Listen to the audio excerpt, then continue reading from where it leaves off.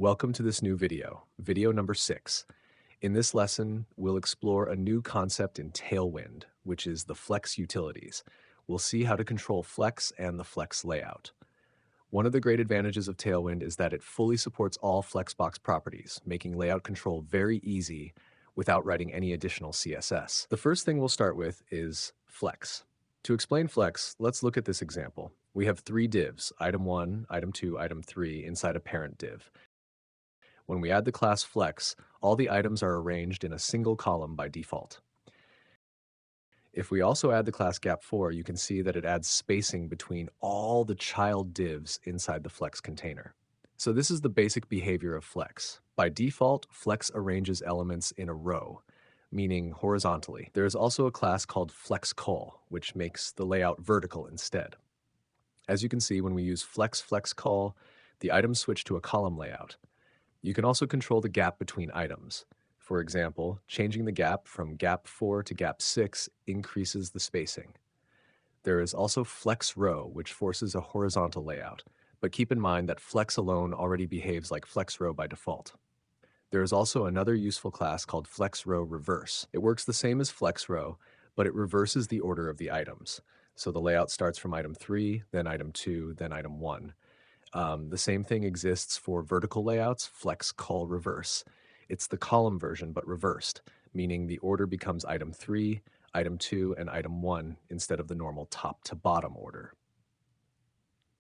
There is also another useful feature called justify. For example, when we use justify start, nothing really changes because the items are already at the start by default. But if we use justify end, as you can see, all the items move to the end of the container. There is also justify center, which places all the items right in the center. As you can see, we have several justify utilities. Justify start keeps the items at the beginning, as shown.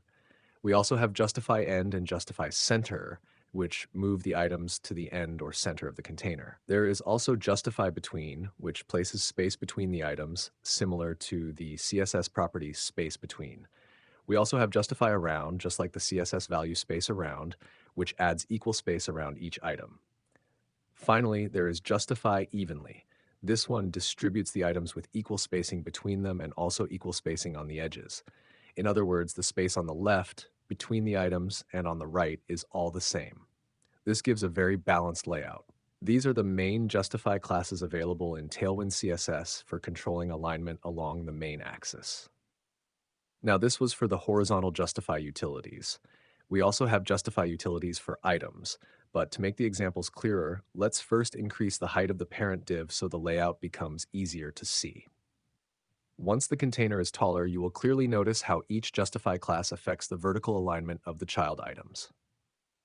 The first class we have is item start.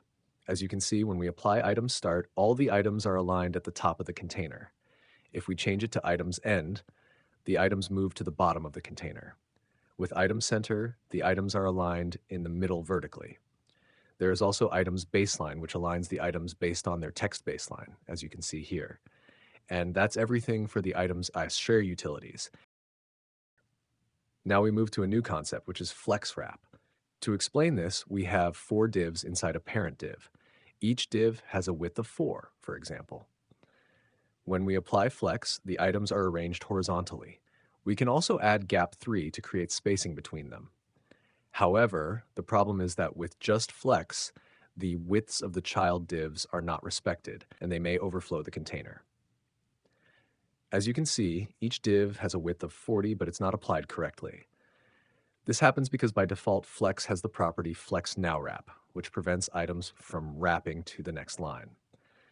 There is a class called flex now wrap, but since it's the default behavior, adding it doesn't change anything.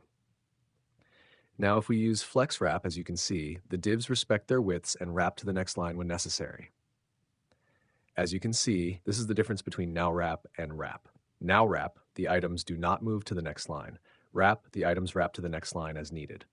There is also another feature related to gap that I haven't explained yet. For example, in the second example, we used gap 3, which applies spacing both horizontally and vertically between the divs.